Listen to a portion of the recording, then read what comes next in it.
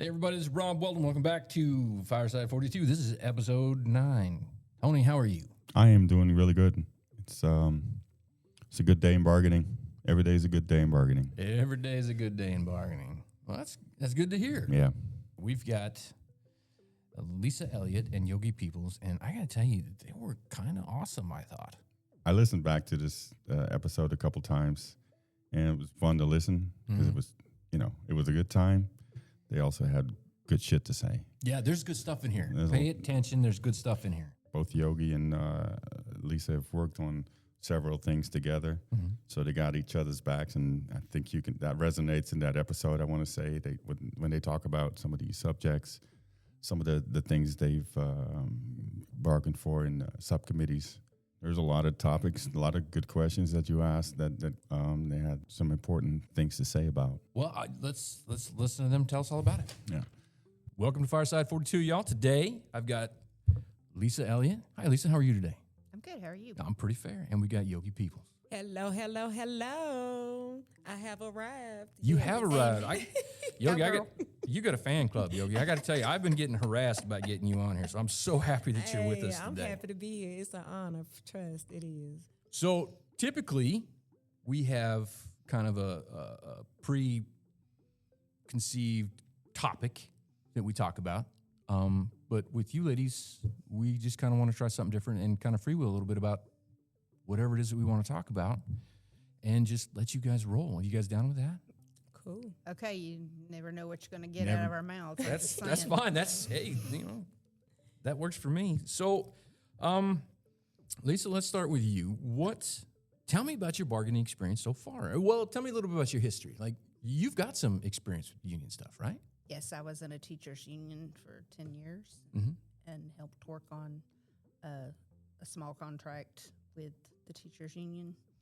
There was nothing compared to bargaining for a manufacturing project. Just saying. It's a lot more A lot complicated. different, Yeah. a lot more complicated. Yeah, a lot more factors into play. I've really enjoyed gaining the knowledge I've gotten. It's been fabulous. I have never, ever realized all the parameters that are required of having a bargaining unit. Parameters? What do you mean parameters? Well, I mean, first of all, you have your committee. Well, first you have your election committee, then you have your bargaining committee, then you have your training, and then you have all the subcommittees, and then you have all the demands that have to be bottled. And then with the subcommittees, you find in the process of negotiating, hey, this piece of language probably should be over here with that piece of language. So then we have to shift demands around. It has been a very unique experience in trying to negotiate a contract for our membership down on the floor. It is very humbling. Very humbling. I imagine. Now, Yogi, Yes. you got some experience on you too, don't you? Yes, I have a little experience with the UAW. And like Lisa, my mom was also a part of a teachers union. But from the time I was born, I was always a UAW child. So I've been in there for a while. But this is my first time on the opposite side as far as organizing and being on a bargaining committee. I've always had help from the UAW when I was, when you have grievances and things like that from when I was employed at General Motors. But now being on the other side of it and going through the training process, it is a lot that we have experienced as far as learning, and it's just been an amazing process, and I really appreciate the opportunity. I'm glad that you all voted me in here, and I promise you I'm going to get the job done for you.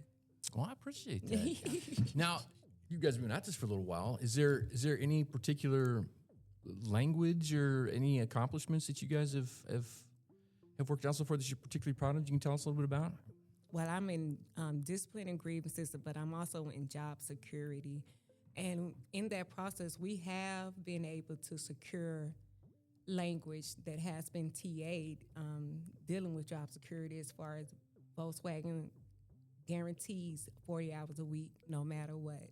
They've guaranteed that they will compensate you if there's absolutely no work to be done. I'm very pleased with that. Even just given the opportunity to receive money, knowing that I come to work, I come here to build cars, and if you don't have any of that work for me to do, then I should be compensated because I did show up. Right, yeah. So, yeah, Lisa, how about you? Do you have anything particular language or successes that you want to talk about, brag about a little bit? Well, I was on 2 subcommittees, EDDP, which is Educational Development Training Programs, and then on EAP, Employee Assistance Program.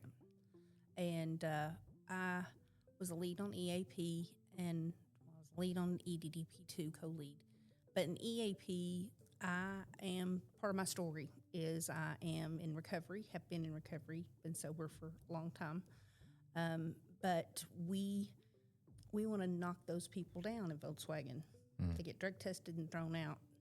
Even if they disclose and pass, they got one chance. Well, in our new TA for the recovery program, the monitoring program, even if they relapse while they're in the program, they'll get another chance. And that's something we didn't have TA'd before. Oh, that's good news. So, because the saying is relapse is just a minute away. Right, yeah. So if they, during the monitoring program, if they fail the drug test, they will be given a second chance, and we didn't have that, and I'm very proud of that. We also got a lot of good language on training and development with ETCs on the floor. There'll be 3 reps on the floor, 1 each shift, and they will be helping with continuous improvement, health and safety, working to make sure training and development is in alignment with DART and providing adequate knowledge. But I didn't do that alone. I had a co-chair with that one. And then we also had an EAP. The one I'm like Is- the most. I'm getting that you one now. already I'm know. right there. She here it gonna comes. be slow about it, but I'm gonna talk about it because I'm proud of this one for her, and that is childcare. We know we've struggled with childcare for years. They had the daycare across the street that was supposed to be for us, which is not. They give us a $5 discount, but now we have language. Tell them about it, Lisa. Talk about it, girl. Because I am So- proud of this. My girl did this. I'm telling you. So part of this language she's speaking about is we got a reimbursement, a subsidized child care, as Volkswagen's labeling it. Although there's not a dollar amount in it yet.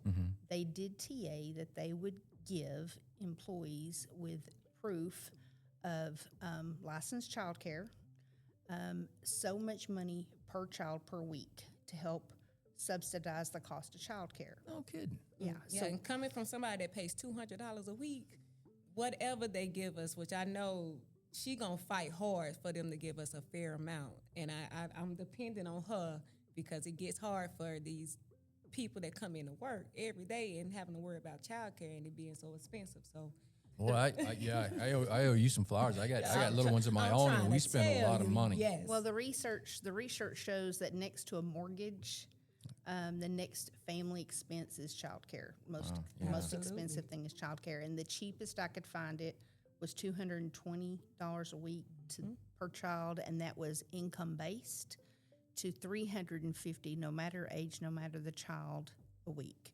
So we wanted to make sure, because we were trying to get on-site 24-hour access because that was the demand. I went every which way but sideways, even presented a whole research document on how first year we just research it. See if the data if we need it, do all that. They kept saying no, and they brought that language back. And I said, if you let us change it to per child per week, we'll take it. And they said, go ahead. And so we TA'd their language. And then EDDP also got the Dependent Scholarship Program. It's a reimbursement based not on grades or anything, as long as you show you had expenses. It's a scholarship program. There'll be 25 $2,000 scholarships available to be applied for by college-age students of the Volkswagen hourly workers. What do they determine? What is a college-age student? I'm 47. Can I go back to school? So Don't laugh, it's your Yogi. dependent. Laugh at me. It's your dependent. They already have an employee.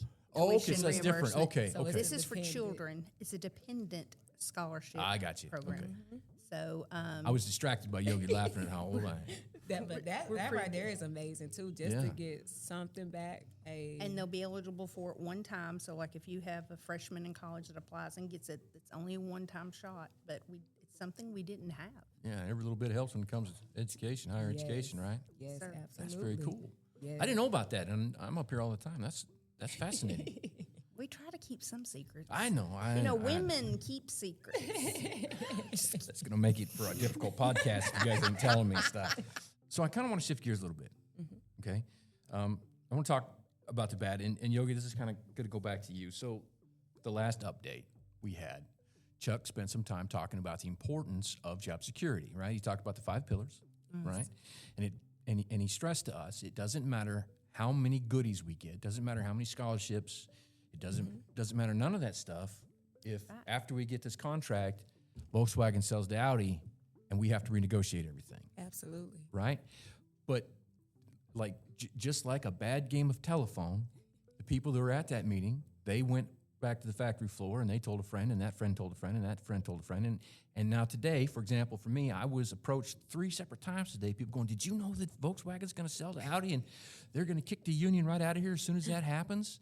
So let's talk a little bit about how, A, that's not true, right? Okay. We're not selling to Audi. There's no reason to believe that. No. And B, we're not going to put a contract, or you're not going to put a contract on the floor for us to vote on that does not protect us. Absolutely. We need that job security language in our contract to make sure we don't get sold. Right. Because if Audi's wanting to build another vehicle, we signed the contract, we don't have anything in there, then, they buy us. Well, then there goes our contract.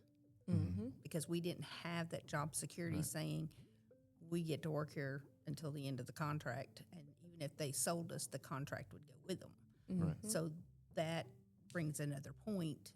That's why job security is very important. Say it one more time for the people in the back. How important is it? It's very extremely important to guarantee we have jobs to get all the goodies that we're trying to get. So to be clear, you're not going to give us the opportunity to vote for a contract that doesn't protect us. Absolutely not. Absolutely not. That's It a makes pillar. no That's sense. That's okay. Good. Thank you. I mean, for real, I'm just being honest. It makes absolutely no sense whatsoever. Yeah. You know, why would I put my people in jeopardy like that? We ain't doing nothing like that in here. We strictly for the workers, the Avleys workers, and we doing things that'll make their lives better. That's what I wanted to hear. Let's talk about Red Shirt Wednesday. Yes. What do you guys think? I mean, it's kind of a slow-moving thing, right? It is. The more we try to get it out there to make people understand about red, because I never wore this many red shirts before. Before Red's this, my favorite but color, now, and I did red. yes, now every Wednesday I wear red, whether I'm at work or not, just to let them know, you know.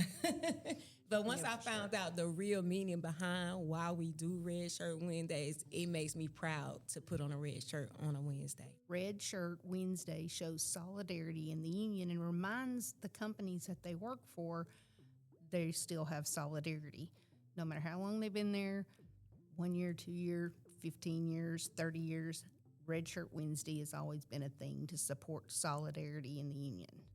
And that's why we encourage it to wear them in and out, since they won't let y'all wear them on the line. Right.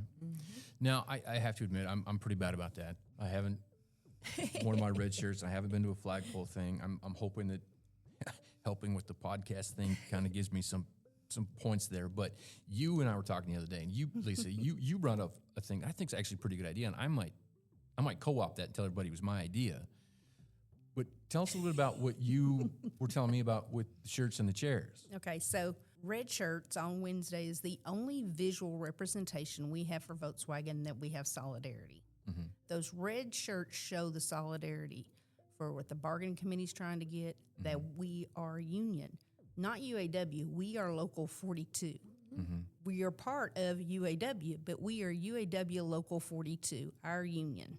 And those red shirts are that visible representation. If I had to, I would bring red shirts in every day. May only wear it on Wednesday, but I would bring a red shirt in every day and put it over my backpack, put it over my chair, carry one in my backpack, and do that daily.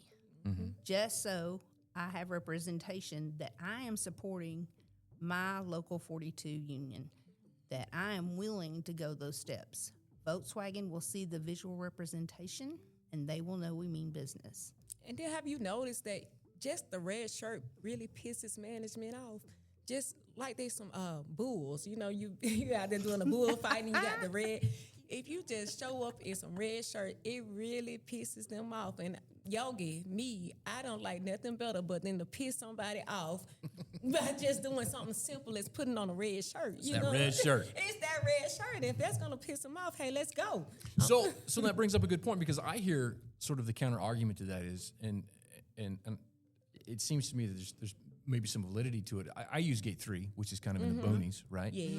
And at 5 o'clock in the morning, 5:30 in the morning, when I come into work wearing the red shirts, it ain't nobody from management in the plant. They sure as hell ain't at Gate 3, right?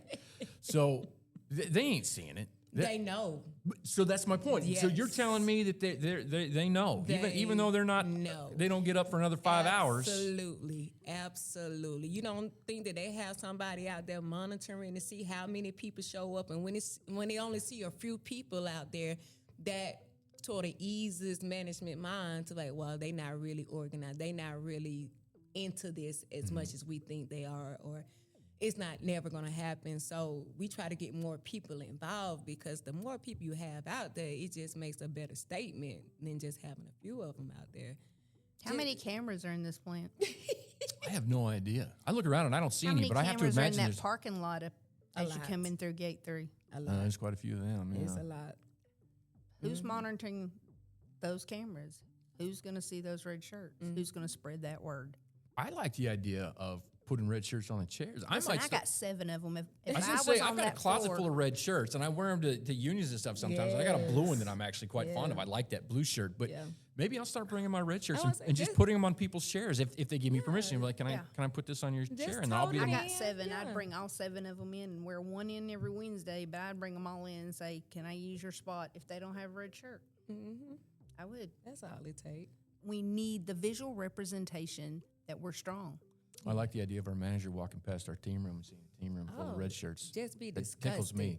Just be disgusted. You seen how they scrunch their face up when they see them? I'm like, it's just a shirt, bro. It's cute. So right before the election, when we voted the union in, it seems to me like, because before you guys became important and I got relegated to being just a peon, we were all VOCs. We're all important. I know, but we were all VOCs together, right? Yes. And we used to go to the VOC meetings, and for the longest time, it was like we couldn't make headway. We couldn't make headway. We didn't have Yeah. enough representation, And then all of a sudden, it seemed like we passed the event horizon, and then all of a sudden, everybody was talking about the union, and everybody was going to vote for the union. Right. Do you think a similar thing will happen with the red shirts? Like as we get closer and closer to the finality of this bargaining process, whether the company starts doing the right thing or whether they keep doing the wrong thing enough to piss us off, do you think there will come a time when we cross the line and then we kind of get a repeat where all of a sudden there's a wave of red shirts? Do you think that's something that we're heading towards? Robert, I really hope so, because, if Volkswagen keeps stalling, we will be prepared to strike.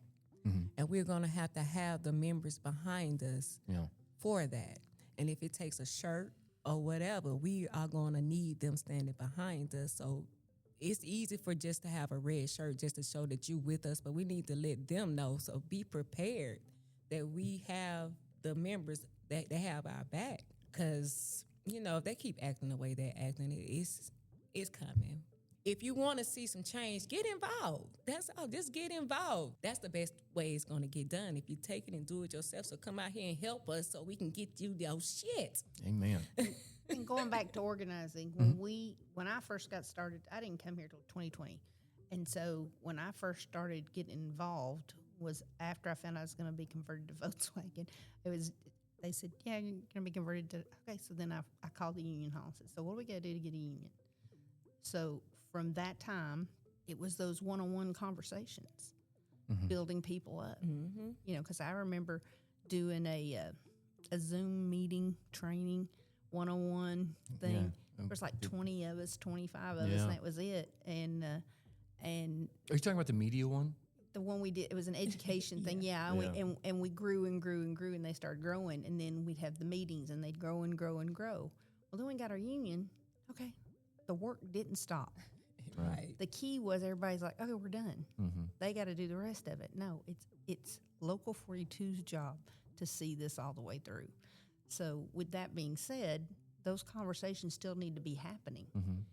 If you need questions answered, if you're not satisfied with what you're hearing on the floor, reach out, call us, see us. Now we're doing the communication. We got the Facebook communication page going now. Reach out and get information. I understand people got needs and can't. You know, people who have 2-income jobs, wife's got to go to work. People who have kids with special needs. People who just tired and want to go home. I get that. Mm-hmm.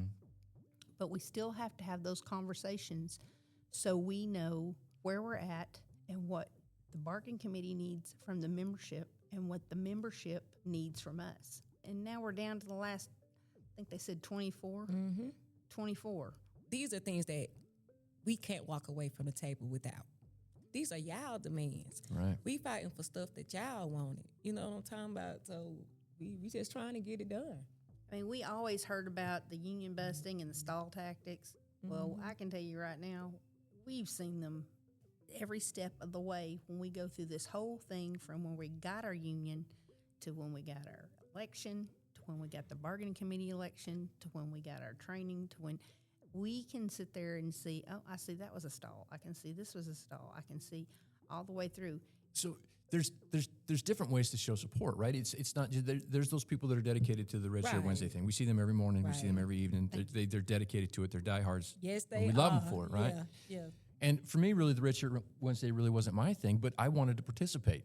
But the thing that occurs to me is that there's 3,400 people in the shop with all manner of talents, hidden talents. Yes, sir. Yes. That they can bring to the table. There's people that can Yes. do art. There's people that can do computer stuff. There's people Yes. that can do music.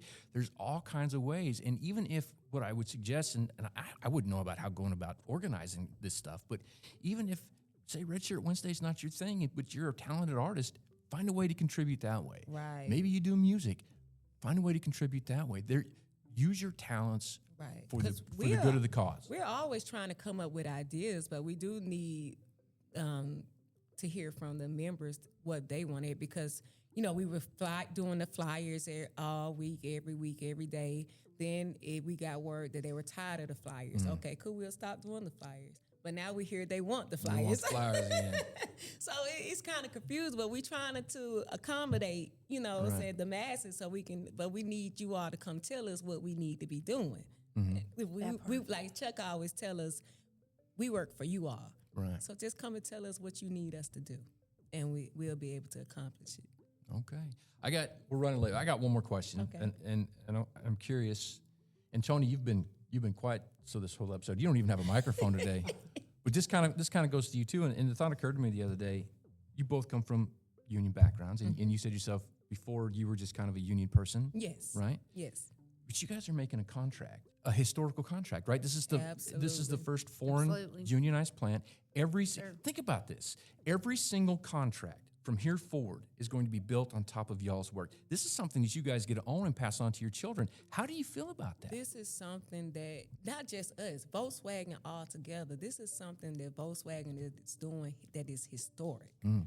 From here on out, any manufacturing company that comes and get their union in, they're going to base their contract off of what Volkswagen has done in Chattanooga. And that is just amazing to know that we were a part, the first, and I just can't even, I'm glad. I feel I feel blessed to be here, to be able to have this. I'm right with you. I feel very blessed to Yeah. be here and can't fathom. Because it's amazing. Just know that. Tennessee, we put Chattanooga on the map. Yeah, What you the did. heck Yeah, you about? did. What you talking about? We put Chattanooga on the map, and it's nothing but up from here.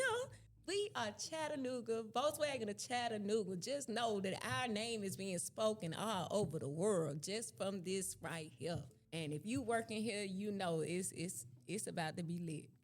That's the truth, because I had a conversation. I was on the phone with somebody the other day, and they said, "You work at Volkswagen. You don't work at Chattanooga, do you? You're a UAW shop now." Yes, we are. How's that contract going? So we can't talk about it. It's not public knowledge at this time, but we are still in negotiations. But just And know. this guy used to work with negotiations for the other side at another shop. So he's So like, this well, is worldwide. y'all This made ain't just history. That's what he Chattanooga. said. This is Y'all made worldwide. history. Damn right. Excuse me. That's okay. I didn't We know if I get could we get a cuss little. now. Oh, I can't. Yeah, we get a little salty all the time. Don't tell me don't that care. shit. Yeah, Yeah, I see, was gonna there it say, goes now. I should have told you You sooner. fucked Yeah. up telling her. Ah, there it is. There it is. Wasn't Yes, me this yes. time. I'm trying to put on this shit like I'm proper. No, I'm not. I'm No, from no, no. You get. We're all out of manufacturers here. You get salty, you want to. That is. That's right. That's right. Well, I got to tell you, I'm proud of you. You guys work hard. I see it every day, and like I said, the work that y'all are doing, and everybody in the plant's contributed. We did our part. We voted. We rallied. Yes. But you guys are up here all the time. You guys are putting together a contract, and you guys are our first line of defense. And again, every contract that comes out of this plant from here forward is going to be built off of the Right. work you guys are doing, and you guys are so smart about it. Like, it blows my mind. The concepts, the higher level concepts that you guys are training dealing that with. we received from the UAW, we have some of the top people here. Mm-hmm. They didn't have STEP at all because they knew this shit is, this is very important. Being in the United States, being in the South, this is very important. So they didn't have STEP when they came to training. Now our counterparts, half of them want to be in the union because they know that we are about to get some great things. It's just the training, the money that they put into getting us ready, getting us prepared, having our back, and to know that we're the one making the decisions. So on the Volkswagen side, they have to take the proposals, give it to somebody else, have somebody else look at it, give us an answer. But when we give a proposal or are given a proposal, we go back to our office and we discuss it amongst us being manufacturer, people that actually do the work. We're actually getting this contract together. It's not nothing from upper management. They don't even know the policy book as it is. So we go in there. We know policy because we worked here all this time. We know our policies back and forth. When you get in the office with them having these meetings, they don't even know their own policy. And it's like, you are supposed to be directing us, and it's just crazy. I'm telling you, that's a whole nother conversation, and we're gonna have that one next time. All right. 'Cause I got some tea. All right, you're coming back. We're going to book you now. Yes, I got some tea for y'all, honey. All right, so we've been talking about 30 minutes. We should probably wrap it up. But is there anything else that you guys want to add? I Anything just that you think appreciate. I missed? I appreciate all the support. Y'all just don't know. It's been a struggle. People that's been here for as long as I have, y'all know we done been through hell and back. But I'm glad to still be here, and I appreciate the new people. I know it was y'all that got this vote through, and I appreciate every last one of y'all. And just know we ain't finna come half-stepping on no bullshit. This contract finna be fire, and we gonna turn up one time. Bye. I really appreciate everybody on that floor. I appreciate everything y'all do with us and for us, and keep it up. Ladies, I really appreciate you. This is Thank going to you be for having this is us. going to be a good This is the episode. second time we were together for. yeah, we did that interview. Yeah, this my girl, honey. I love We're her. gonna do this again. You Yes. you two down for do this again? Absolutely. All Shit, right. you know where I'm at. All right, we're out. Bye. Bye. Great. And that's it. That's our episode with Lisa and Yogi. I had a great time doing that, and it was funny. Well, they were a little nervous at first, right? Yeah. But then they heard themselves on the microphone, and then they got into it, and it was fun watching them get into the show. But anyway, that was episode 9. So hey, there's a new thing. It's the bargaining team. Tony, you and your guys are putting out a new communique, as they would say in the old. Yeah. So at the time of this episode, we've put out several. Mm-hmm.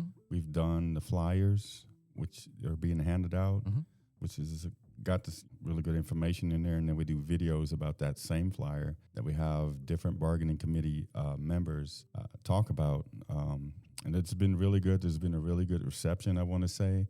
The feedback that we've gotten, and I know you've gotten as well, has been really great to see and to hear, and people are definitely talking about it. So, obviously we're going to keep doing it because that's been a request from the members on the floor that we want more communication. So, and because we want these things to kind of work together, I'm gonna put the website. You guys have a website now. Yeah, we should we- say that yeah. overtly. Bargaining team has its own website now, at least temporarily. and it's all made by us. It's all made by for you guys, us, right? For everybody on the floor. It's made by us. Right.